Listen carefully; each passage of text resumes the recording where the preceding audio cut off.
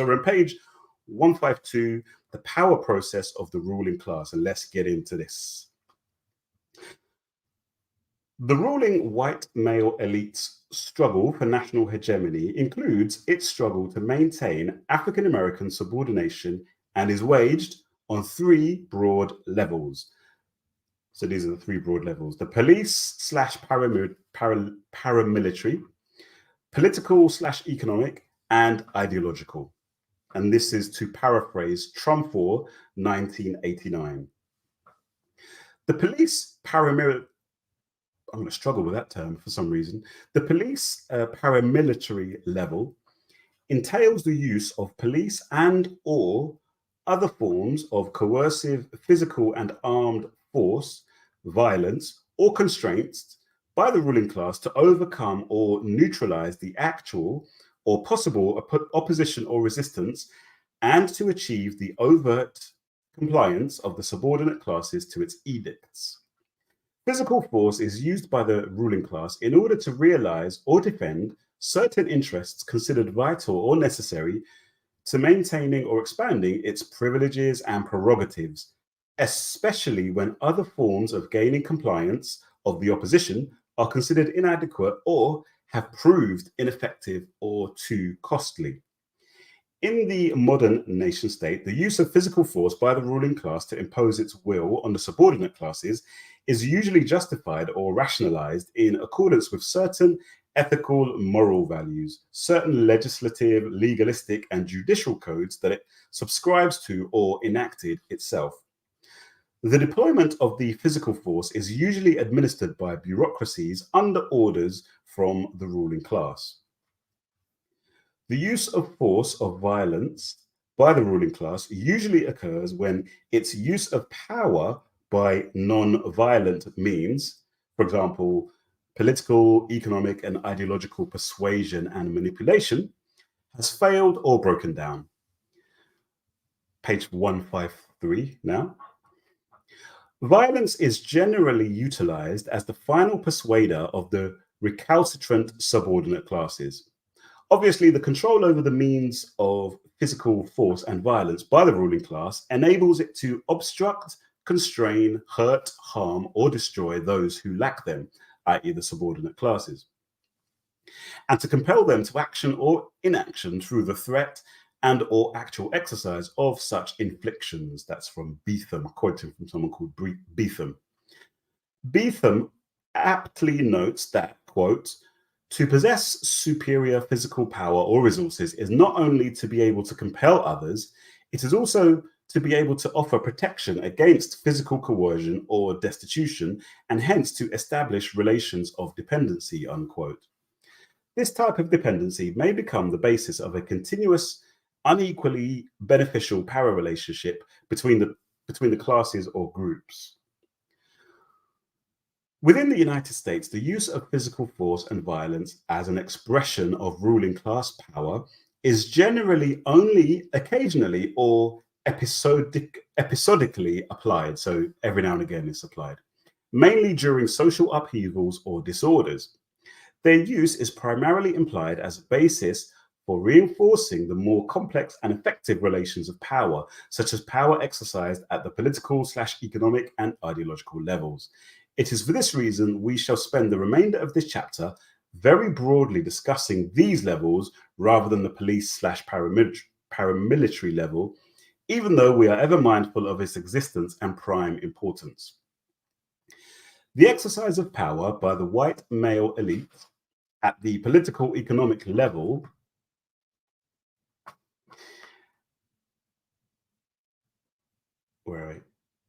level entails the domination and manipulation of the governmental and economic systems by that group to control the behavior and attitudes, limit the interests, shape the experiences, and thereby the consciousnesses of others.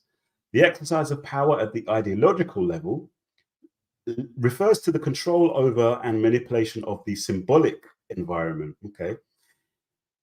i.e. the creation, definition, and presentation of language, images, and symbols by the elite in order to determine or influence the character, range, and behavioral expression of the consciousness of others. Thus, The ruling elite needs to control or heavily influence the media, educational curricula, and institutions, and all important information sources and services if its manipulation of the symbolic environment is to be effective. So this is, we covered the framework with which to understand all of that stuff. What Baba Amos Wilson has just kind of very briefly summarized there is what he touched on really in the first, I think, 2 or maybe 3 chapters, whereby brute physical force and, you know, coercion and that sort of stuff is necessary, but it's far too expensive and energy sapping and all that sort of stuff to be doing constantly. We're not talking about social control. It's, you know, you can't, if any regime or social structure which relies on constant brute violence like that on a large scale, I should say, is probably not going to last too long, because for one reason, brute violence on a continuous brute violence will lead to continuous overt resistance from the people who are being brutalized, who are being vandalized, if you want to say.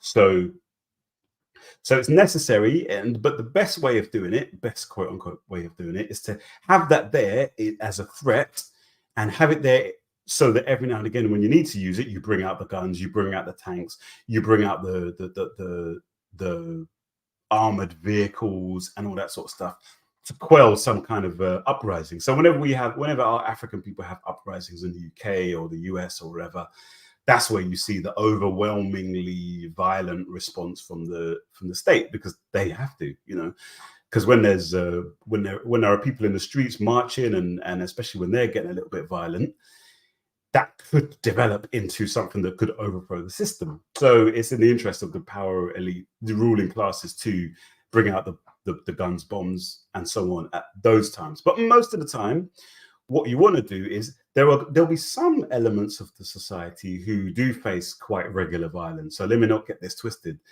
It obviously is the case that a lot of the so-called underclasses in the various societies around the world do face that kind of low-level violence from police and, you know, military and so forth, but it's not large-scale violence, you know.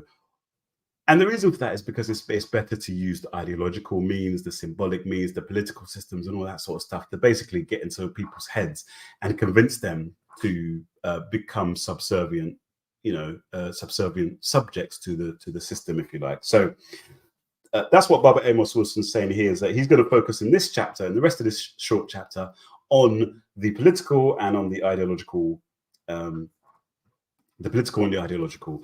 So the next section here on page 153 is called The Political, Economic, and Ideological Processes of the Ruling Class. So we're going to start on page 153 and immediately go into 154. Our main interest here is to very sketchily outline the means by which the white male ruling elite dominates America, especially Black America, through its influential impact on governmental decision-making and policy-making processes. In the interest of brevity and expediency, our discussion of these matters will principally consist of a foreshortened review of G. William Domhoff's book, The Powers That Be, Processes of Ruling Class Domination in America. We will briefly follow his outline. Unfortunately, the limited scope of these chapters will not allow us to present many of Domhoff's and our own examples, which would illustrate and substantiate our admittedly inadequate summations of the processes described herein. So one of the things that Baba Amos Wilson is very humble, you know, is very humble, quite a few times now in this book, and we're on page 154. Quite a few times he'll say that this is very short, this is very sketchy, this is not a detailed treatment. And bear in mind, this is a nearly 900-page book that we're talking about here, Blueprint for Black Power. You know, so it goes into phenomenal depth, but there are points where he stays in his lane. He's saying, listen, I'm not here to give you an encyclopedic view of this particular subject. And I like that. I like those kind of those scholars, those warrior scholars of ours who, you know, who do that. They're not, constantly, these days we get a lot of our people, maybe I'm like that as well, but a lot of our people who are beating their chest all the time and saying, yeah, I am, you know, I am giving you wisdom that you will not get anywhere else. This is so brilliant, and so on and so forth. You know, in this internet age, this is what you get a lot of. But it makes me happy to be reading from scholars like Baba Amos Wilson, who are, you know, who are humble with their greatness, if you like, and their wisdom. So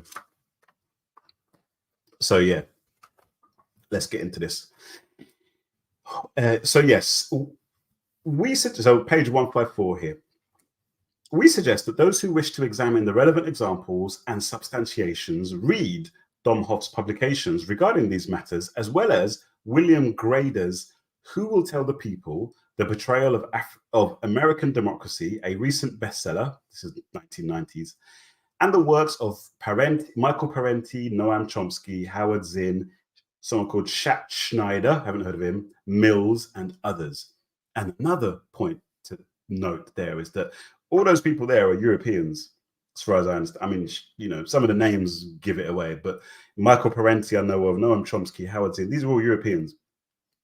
And again, unlike some of our people these days, where it's like, no, don't listen to anything that comes from non-African people. Baba Amos Wilson saying, listen, we're studying America. The best people to learn about America from, in a lot of ways, is from Americans, white Americans, particularly those liberally minded ones who, you know, who are critical-minded ones who are critical of the system, the American system. Domhoff describes 4 general processes by which the ruling class in the United States dominates the government and subordinates other social classes and Black America to its interests. He argues that the ruling class, working with the aid of highly trained and carefully selected employees, are able to dominate the United States at all levels by means of the following 4 processes. And there's 4 of them here.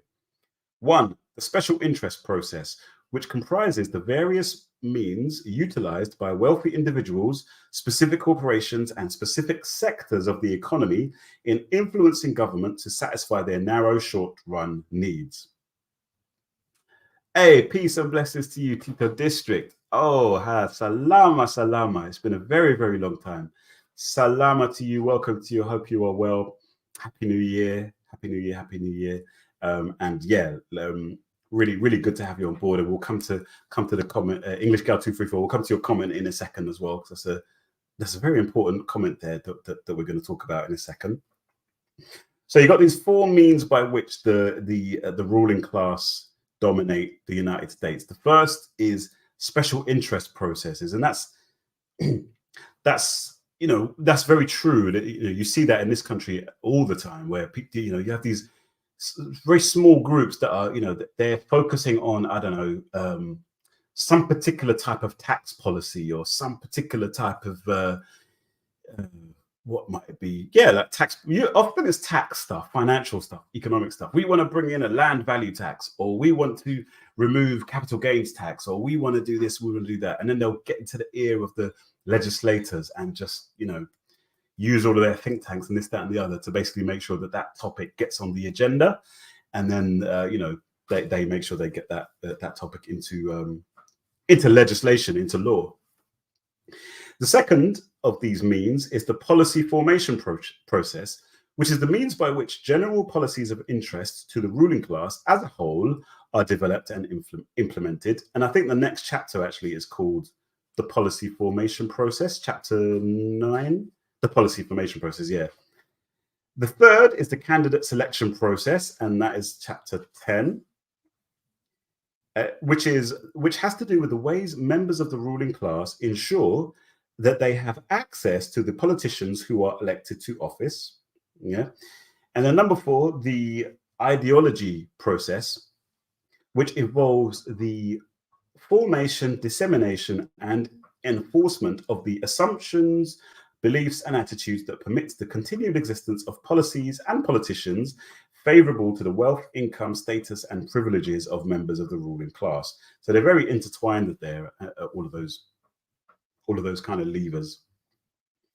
Domhoff describes the power elite as the leadership group or operating arm of the ruling class. It is made up of active working members of the ruling class and high-level employees in institutions controlled by members of the ruling class. It is the members of this power elite or leadership group who dominate within each of the four processes. Domhoff listed the following indicators as evidence of the power of the ruling class, of a ruling class in America. 1, this is page 155. 1, a disproportionate amount of wealth and income as compared to other social classes and groups within the state. 2, a higher standing than other social classes within the state on a variety of well-being statistics ranging from infant mortality rates to educational achievements. 3, control over the major social and economic institutions of the state. And 4, domination over the governmental processes of the country. So that's very self-explanatory. But yeah, so that's kind of like an introduction to this chapter and the following 2 chapters, which we'll go on to in a minute.